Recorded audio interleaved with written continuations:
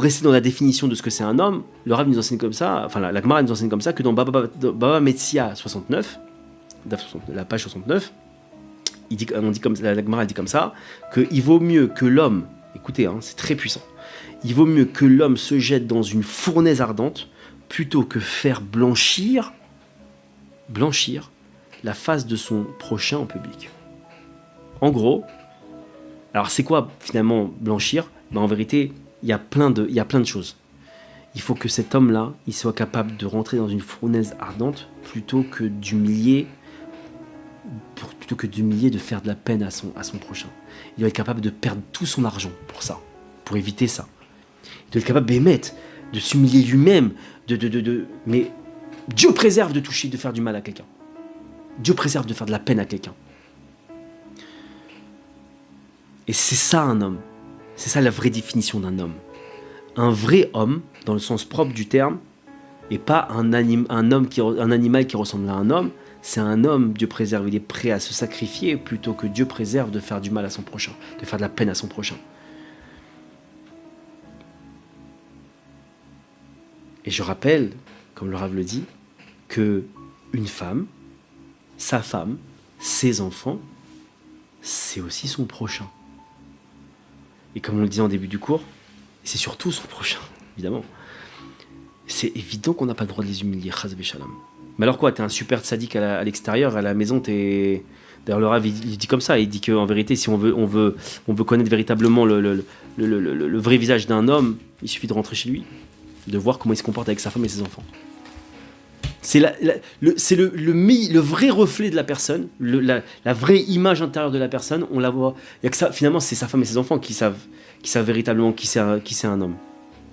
L'extérieur, il peut jouer sa comédie, il peut avoir une barbe, un chapeau, un truc, il fait son truc, son show et machin, et puis finalement, à la maison, c'est un tyran. Il y en a plein comme ça, malheureusement. Donc voilà, pour la définition de l'homme, il faut véritablement comprendre qu'il faut être capable de se dire et de faire et d'agir pour éviter toute la peine qu'on peut faire. Et surtout aux gens de notre maison. Évidemment à tout le monde, mais en particulier aux gens de notre maison.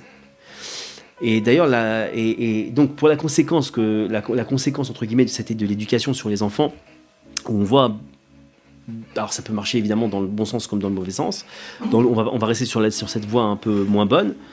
Le Rav il nous enseigne, il nous dit comme ça que sa fille, elle est enseignante, et un jour, elle a vu des enfants qui étaient très perturbés, très plein de violence, des paroles pas belles, etc., qui elle comprenait pas. Et il y a un jour, elle a rencontré la mère d'un de ses enfants, et elle a discuté avec elle. Et elle a dit, incroyable, j'ai compris enfin que la pomme tombe pas très loin de l'arbre, tombe jamais très loin de l'arbre. Parce qu'en vérité, il fallait simplement regarder la mère comment elle se comportait, ou le père comment il se comportait, pour comprendre d'où ça venait le problème. Évidemment, l'enfant, lui, il va pas inventer des gros mots. Des gros mots, il les a entendus quelque part. Il va pas inventer une attitude, parce qu'il va se calquer sur on l'avait dit, son référentiel de base, c'est ses parents. Donc là, ce qu'il va lui faire, c'est juste une imitation, un mimétisme de ses parents. Donc il faut comprendre la responsabilité qu'on a. Et donc, une personne qui veut véritablement devenir un homme, il faut qu'elle se mette une limite claire au fond d'elle. Et qu'elle soit capable de se le répéter non-stop. Je prends sur moi de ne vouloir plus jamais faire de peine à qui que ce soit. Que ce soit à l'extérieur comme à l'intérieur de ma maison. Et il faut qu'il s'y tienne, il faut qu'il se batte, il faut qu'il prie. Et il faut comprendre que le Rav nous dit comme ça, que dans le meurtre de ce tzaddik Zatzal, Baba Léazar, en vérité, on a tous une part. Tous une part. À partir du moment où nous-mêmes, on devient meurtrier, ça veut dire qu'on fait rougir l'autre, on fait de la peine à quelqu'un, c'est considéré d'une certaine manière comme un meurtre. Et faut prendre conscience que quand on fait ça, Dieu préserve, on est finalement que le reflet de ce type-là. On n'est pas plus grand que lui. Il nous rapporte aussi que le Gaon de Vilna, il dit que quand un homme à 120 ans, il passe devant Hachem, alors il y a des fois un type où on va l'amener en enfer, au Gehinam. Il y a un enfer spécial qui est réservé aux meurtriers. Alors on va l'amener, on va lui dire, voilà, c'est ici, t'es ici.